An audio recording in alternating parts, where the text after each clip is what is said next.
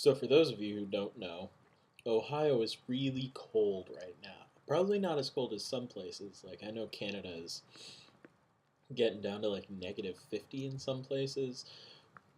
We're not nearly there. With the wind chill and everything, we're down below zero, and that's terrifying.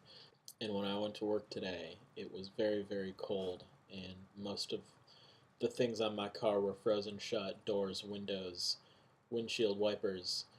It's crazy. I got my hot cocoa.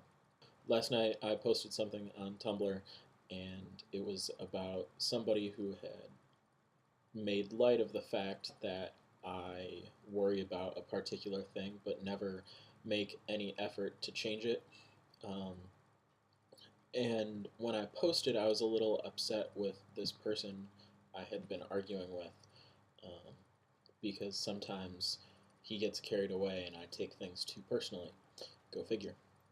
And last night I was angry because it hurt, obviously, to be told that I'm doing things wrongly.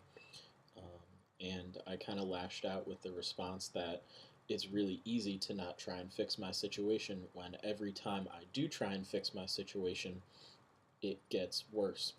For as upset as I was with my friend last night, I think it's important to remember, especially for me, and I have to remind myself of this constantly, that he has my best interests in mind.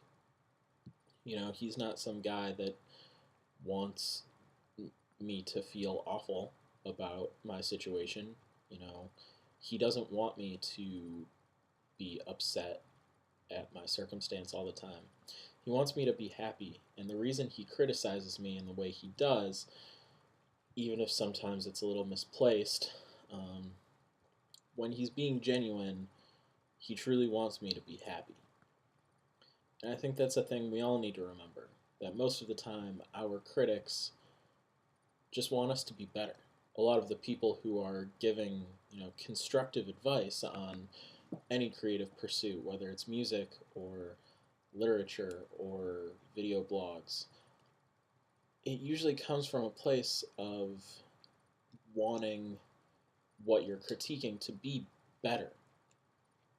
And that's an admirable cause across the board. It's cold. I'm going to grab a blanket.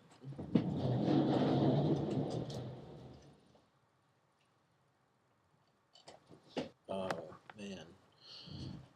It's just cold everywhere in this house.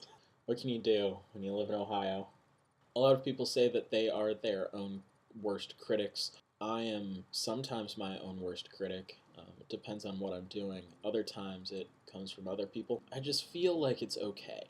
And I need to feel that it's okay more often because I hate being criticized.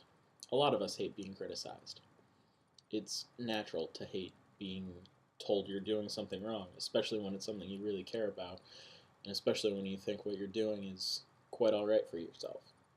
But when you're dealing with critics, what you have to remember is that they want the best for you, just like you want the best for whatever project you're working on.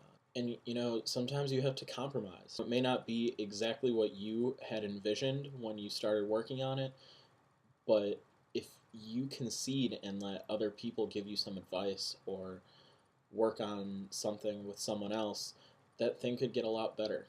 In all my time, I've only ever seen collaboration help people. So I think we need to embrace our critics.